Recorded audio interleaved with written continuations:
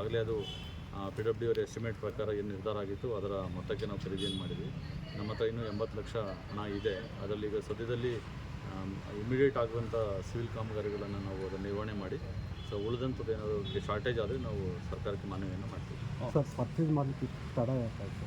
So purchase ಮಾಡಲಿಕ್ಕೆ ಕೆಲವು ಕಾನೂನು ತೊಡಕುಗಳಿದ್ದವು. ಬಿಕಾಸ್ ಏನಾಗಿತ್ತು, ಹಿಂದೆನೇ ಪ್ರಯತ್ನ ಪಟ್ಟಿದ್ದರು, 15 ವರ್ಷದಿಂದನೇ ಇದನ್ನು ಸರ್ಕಾರಕ್ಕೆ ಖರೀದಿ ಮಾಡಲಿಕ್ಕೆ ಪ್ರಯತ್ನ ಪಟ್ಟಾಗ ಸೊ ಅವರ ವಂಶಸ್ಥರು ಮತ್ತು ಲೀಗಲ್ ಏರ್ಸ್ ಬಂದು ಸಿಗ್ನೇಚರ್ ಮಾಡಬೇಕು ಇತ್ಯಾದಿಗಳು ಗೊಂದಲ ಆದ್ದರಿಂದ ಅದು ಲೀಗಲ್ ಒಪಿನಿಯನ್ಗೋಸ್ಕರ ತಡ ಆಗಿತ್ತು. ಸೊ ಒಂದ್ಸರಿ ಲೀಗಲ್ ಒಪಿನಿಯನ್ ಕೂಡ ಕೊಟ್ಟಿದ್ದರು. ಬಿಕಾಸ್ ಅವರ ಯಾರು ಲೀಗಲ್ ಏರ್ಸ್ ಇದ್ದಾರೆ ಅವರೆಲ್ಲರೂ ಕೂಡ ಸಿಗ್ನೇಚರ್ ಮಾಡಬೇಕಾಗುತ್ತೆ ಆಸ್ತಿಯನ್ನು ಹಸ್ತಾಂತರ ಮಾಡಬೇಕಾದ್ರೆ ಅಂತ.